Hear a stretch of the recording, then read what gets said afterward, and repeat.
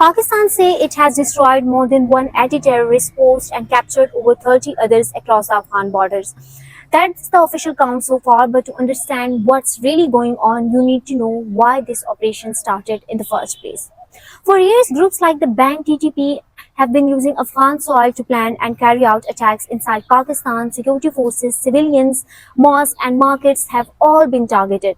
Pakistan repeatedly asked the Afghan Taliban to take action against these groups. According to Islamabad, those requests went nowhere. Instead of stopping them, the Taliban allowed these militants to operate freely using Afghan territory as a launchpad for cross-border terrorism.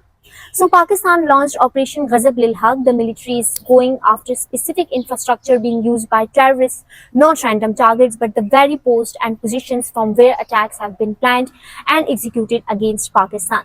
The Ministry of Information says it has been transparent about the operation, regularly sharing updates on its progress. But here is something interesting. Officials say some Afghan communities have actually welcomed this action. People living under the control of what they describe as cruel warlords are reportedly relieved that someone is finally standing up to these groups. These are communities that have suffered under the same militant Pakistan is targeting.